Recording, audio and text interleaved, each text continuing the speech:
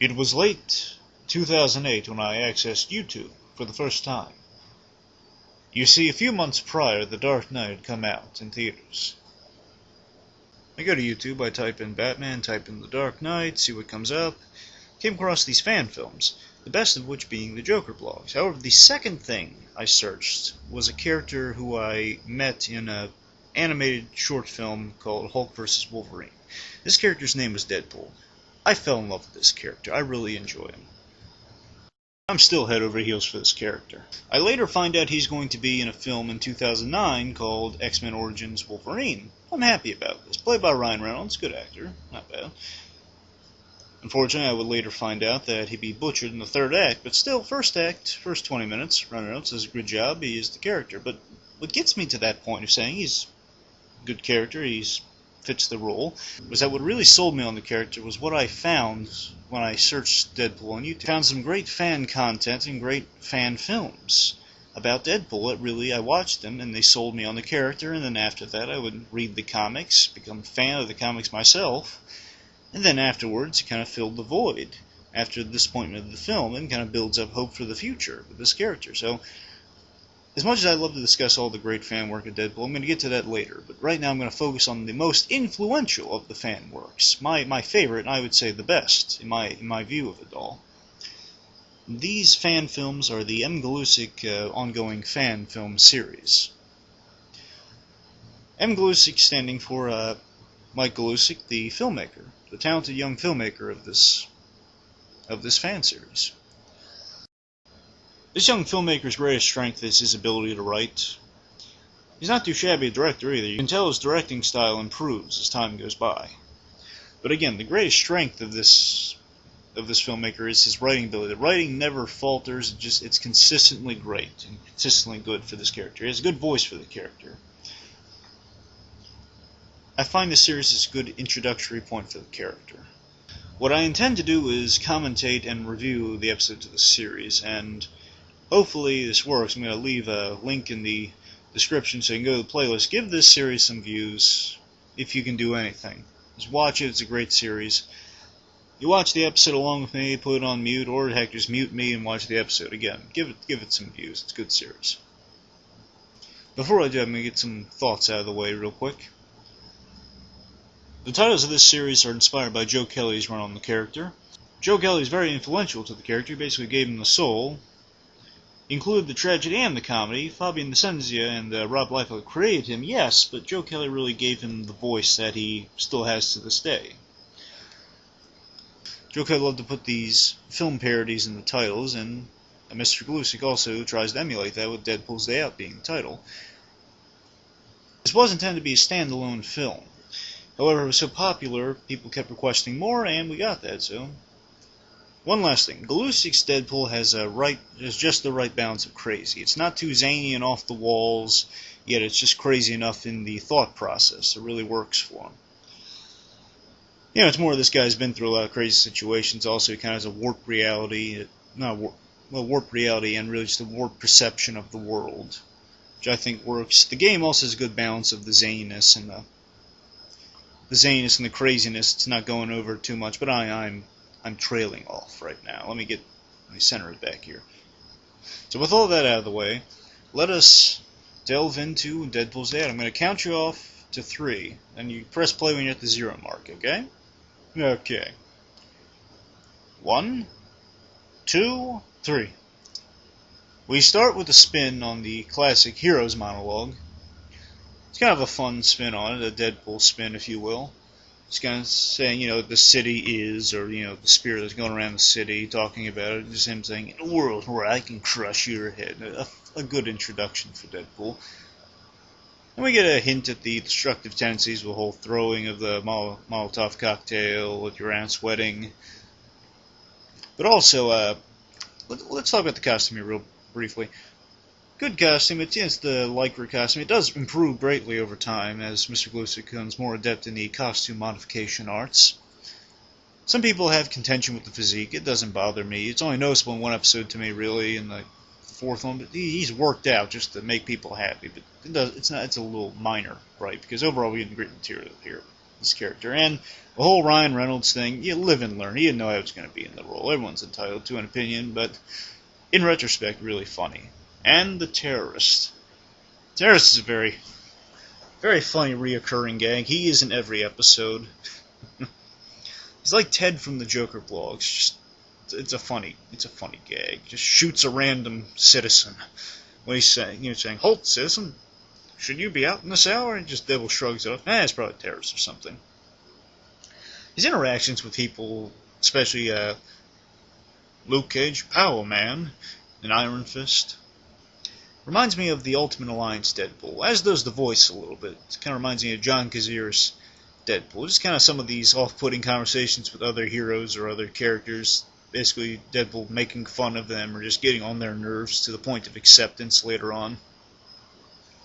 Like, you stabbed me in the leg for a cheesy puffer. Hey, Black Widow, are those real? That sort of stuff. And really funny. Just looking back at it, I kind of noticed the Ultimate Alliance thing. Again, a testament to how great the writing is here. There's this addressing of continuity through humor. Deadpool's doing right here. It's smart exposition to the audience by Deadpool breaking the fourth wall is something the character does.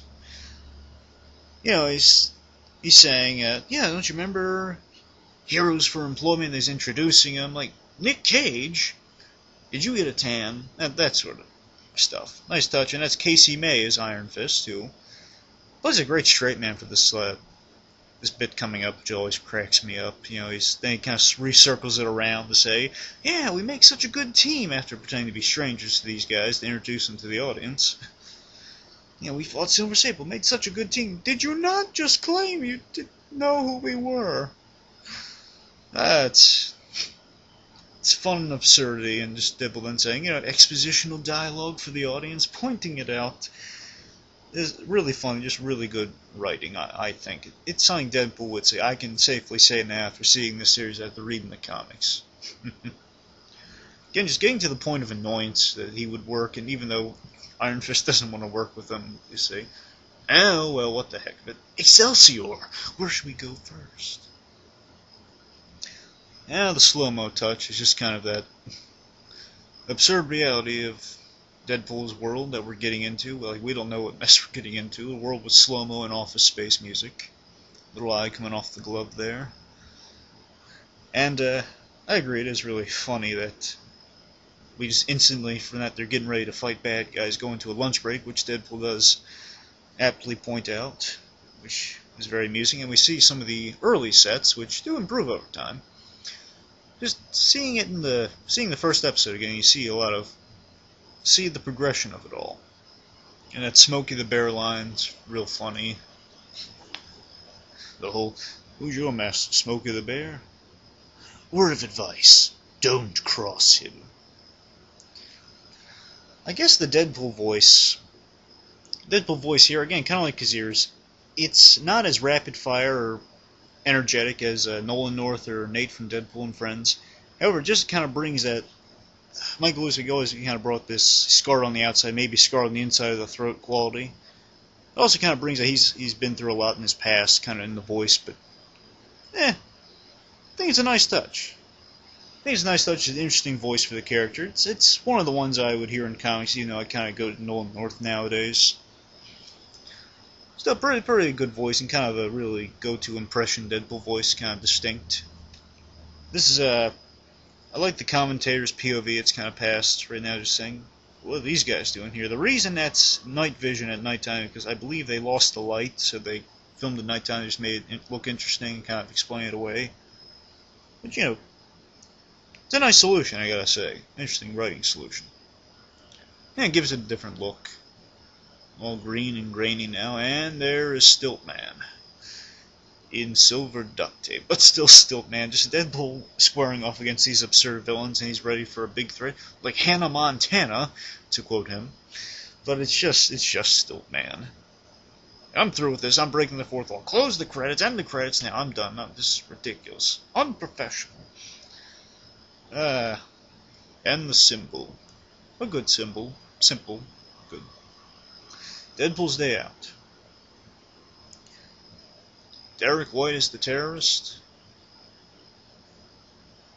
Casey May as Iron Fist, Chris Jones as Power Man, Rory Smith as the all-important Stiltman. And I like how these extra scenes were included at the end because they really are funny. To be honest, I wouldn't mind if all of them were in the episode, even though kind of last ones contradict each other, but it's fine, they're all entertaining. These wacky alternate takes, this terrorist one cracks me up. Oh, he steals his wallet after he shoots him. But actually, it's interesting, he intended to kill the terrorist. If this was still staying on, the terrorist would have been dead, and that's probably why he cut it out. But thankfully, again, it went on longer. We got a lot of interesting episodes and ideas out there, and that terrorist came back in one form or another, I tell you. Yeah. The lamest villain in the Marvel Universe? Ah, screw it. Roll credits. I'm out of here. Yeah, but this last one, this whole this Office Space gag, I think is real funny. The Stiltman cam. Again, it's just pushing the bounds of what you can do. It's a good introduction to Deadpool. A lot of comedy, a lot of off-the-wall comedy. Fitting of the character. Again, this was basically my first introduction outside of that short film to the world of Deadpool, and it was an effective one. Just interesting writing, and also just kind of this character who's not like all the other characters. And we get a taste of that in here, and just becomes way better episodes to come, episodes later, and really entertaining. Even here, it's still pretty entertaining, I gotta say. I'm gonna rate these out of 5. If I had to rate this episode, I would give it it's a very solid episode. I only rate it this way because all the episodes after this become even so much more awesome. I'm going to give this one a solid 4. Good introduction, good characterization, good blend of comedy, solid script. Directing style, change up the angles and stuff. Not bad. So in a nutshell, that's my first review of the first episode, Deadpools Day Out. Thanks for listening, and I'll go to the episodes. Hopefully cover all the other episodes. Thanks for tuning in, and give this series a watch. I commend you, Mr. Mgalusic. Thank you so much for making this series and getting me into the Deadpool character. Okay, that's it. Take care, and goodbye.